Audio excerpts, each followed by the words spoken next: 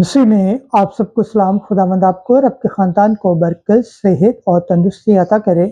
मसीह यीशु नासरी के नाम से आमीन। हमारे लिए आज की अंजील मुकद्दस लूका के मुताबिक 11 बाब 27 से 28 आयत।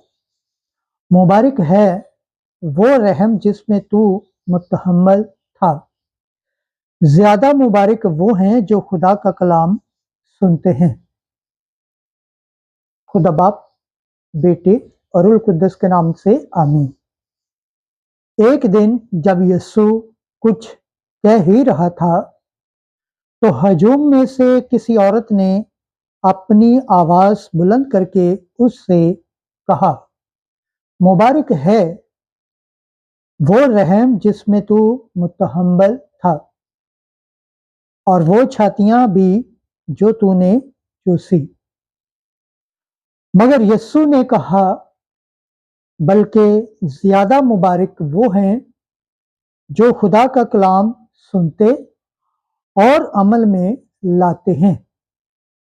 अंजील मुकद्दस के सिला से हमारे गुनाह माफ किए जाएं। ऐ मसीह तेरी सताइश हो। खुदावंद के पाक कलाम पढ़े और सुन जाने पर खुदावंद की बरकत हो। खुदावंद का शुक्र हो। आमीन। खुदा बाप, बेटे और रूह कुद्दस के नाम से आमीन। अजीज दोस्तों, आप सबसे गुजारिश है इस चैनल को ज़्यादा से ज़्यादा शेयर करें, लाइक करें, सब्सक्राइब करें और कमेंट्स करें और बेल आइकन को प्रेस करना ना भूलें ताकि हर आने वाली वीडियो का नोटिफिकेशन सबसे पहले आप तक पहुंचे।